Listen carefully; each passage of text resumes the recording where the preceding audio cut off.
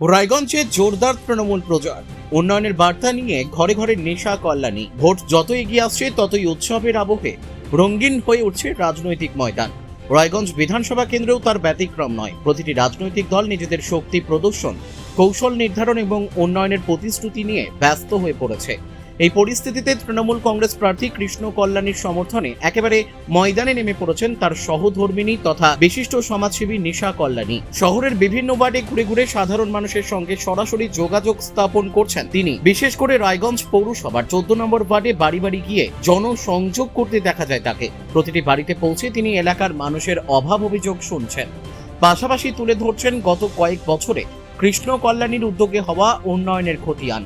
স্থানীয় রাস্তা সংস্কার, পানীয় জলের ব্যবস্থা, স্বাস্থ্য পরিষেবার উন্নতি, শিক্ষাক্ষেত্রে বিভিন্ন উদ্যোগ, এই সমস্ত বিষয় তুলে ধরে ভোটারদের বোঝানোর চেষ্টা করছেন যে উন্নয়নের ধারাবাহিকতা বজায় রাখতে হলে আবারও কৃষ্ণ কল্যাণীকেই নির্বাচিত করা প্রয়োজন। তার বক্তব্যে বারবার উঠে আসে এই উন্নয়ন কোনো কথার কথা নয়, বাস্তবে মানুষ তার সুফল পেয়েছে। নিশা কল্যাণী বলেন, আমি শুধুমাত্র একজন সহধর্মিণী হিসেবে নয়, একজন সাধারণ নাগরিক হিসেবেও বলতে পারি কৃষ্ণ কল্যাণী একজন উন্নয়নের কাণ্ডারি। গ্রাম থেকে শহর সব জায়গায় তিনি কাজ করেছেন, মানুষের পাশে থেকেছেন সব সময়। তিনি আরো বলেন, রায়গঞ্জের মানুষ উন্নয়নের পক্ষে, তাই এবারও তারা উন্নয়নের ধারাকেই বেছে নেবে বলে আমার বিশ্বাস। এই জনসংযোগ কর্মসূচিতে উপস্থিত ছিলেন রায়গঞ্জ পৌরসভার 14 নম্বর ওয়ার্ডের প্রাক্তন কাউন্সিলর অনিরুদ্ধ সাহা, স্থানীয় তৃণমূল নেতৃত্ব এবং বিপুল সংখ্যক সাধারণ মানুষ। তাদের উপস্থিতিতে কার্যত উৎসবের পরিবেশ তৈরি হয় এলাকায়। ম্যাডাম, সহধর্মিণীর প্রচারে আপনি বেরিয়েছেন, কি বলবেন? দেখো, আমাকে খুব ভালো লাগছে আর একটা আমার কর্তব্য আছে। আমার হাজব্যান্ড অনেক কাজ করে যাচ্ছে, 5 বছর উনি বাড়িতে একদম 1 মিনিট বসেছিলেন না, ওটা আমি দেখেছি। উনি কী হিসাবে কাজ করেছে, পরিশ্রম করেছে আর সবার জন্য উনি দাঁড়াই ছিলেন। এখানে আমার একটা কর্তব্য হয় কি ওনার একটু আমি হেল্প করি, ওনার সঙ্গে থাকি সবসময়।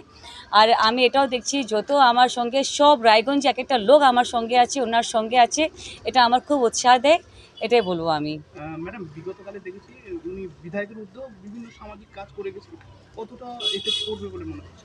না, আমাকে লাগছে এটা খুব ভালো এফেক্ট হবে। মানে উনি নিঃস্বার্থ সেবা করছে। উনি কোনোদিন দেখলেন না কি কে জাতপাত দেখলেন না, ধর্ম দেখলেন না। ওনার দ্বারে যে আসছিলেন খালি হাত গেলেন না। সবার জন্য কিছু যা কিছু ওনার থেকে হয় উনি সব কাজ করেছে, এটাই বলবো আমি। উনি নিশ্চয়ই এবার জিতবে।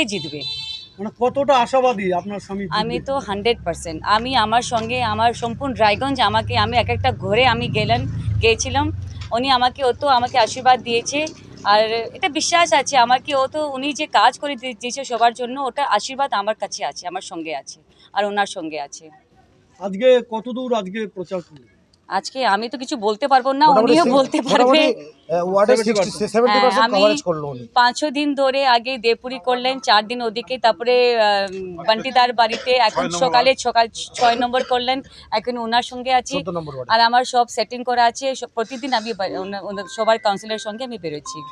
সাধারণ মানুষ বলছে যে বিগত দিনে যিনি এমএলএ ছিলেন এবং বিশিষ্ট একজন সমাজসেবী, উনাকে রায়গঞ্জের এমএলএ হিসাবে সাধারণ মানুষ আবার দেখতে চাইছে, কি বলবে? না, ওটা ওনার বিশ্বাস আছে, সবার আমাদের রায়গঞ্জের এক একটা লোকের বিশ্বাস আছে। কেন, যে কাজ করবে ওনাকে সবাই লোক চাবে। আজ আমার বাড়িতে যে কাজ করছে আমি নিশ্চয় চাইবি উনি আবার আসে, এটা সবার বিশ্বাস আছে আর উনি আসবেই। দেখবেন অনেক বাড়িতে সাদা শিবলিঙ্গতে পূজা করলে তাদের ডেভেলপমেন্ট হয় না। কেন হয় না? কারণ সাদা শিবলিঙ্গ হচ্ছে সদাশিবের প্রতীক। এই জ্যোতির্লিঙ্গটা কোনো মন্দিরে অথবা শ্মশানে হলে এর মানে প্রতিকার অথবা উপকার পাওয়া যায়। কারণ সদাশিব তিনি হচ্ছেন শ্মশানে থাকেন। কেন? তিনি ভগবান শ্রীকৃষ্ণের নাম শ্রবণ করার জন্যে। আর প্রকৃত হচ্ছে শিব কার সাধনা করেন? ভগবান বিষ্ণুর সাধনা করেন। এবং বিষ্ণু কার সাধনা করেন? ভগবান শঙ্করের সাধনা করেন। অর্থাৎ শিব এবং শক্তি সমন্বয়ে মিলিত হয়। কারণ শিবের সাধনা যারা করেন তারা একটু সরল মনের হয়ে থাকেন। অনেকে প্রশ্ন করে যে শিবের সাধনা, শিবের পুজো আমরা করতে গেলে আমাদেরকে নেশা করতে হয়, গাঁজা খেতে হয়। এটা সম্পূর্ণ ভুল। কারণ ভগবান শঙ্কর কখনো এটা সমাজগত কথা ভাবে, কারণ কিছু সাধক আছেন তারা সিদ্ধি লাভ করেছেন, তারা এই জগতে তারা বিষও যদি পান করেন বা যত দ্রব্য পান করেন তাদের কোনো প্রকারের কিছু অনুভব হয় না। অর্থাৎ এই জড়জগতে জড়জীর্ণভাবে পৃথিবীতে তারা আছেন, তা জড়জীর্ণ জগতে তারা আছেন কিন্তু পদ্মের ন্যায় বসবাস করে, পদ্মপাতা জলে বসবাস করে যেরকম, কিন্তু তাকে জলে স্পর্শ করে না। তদ্রূপ সেই সাধকরা এই রূপেই এই জগতে বসবাস করেন এবং ভগবান শঙ্করকে তারা উপাসনা করেন। এবং বিশেষ করে নাগা সন্ন্যাসী সম্প্রদায়েরা ভগবান শঙ্করের উপাসক হয়ে থাকেন, বা অঘরতন্ত্রে যারা আছেন, অঘরী সন্ন্যাসী যারা আছেন তারা শিবের উপাসক হয়ে থাকেন।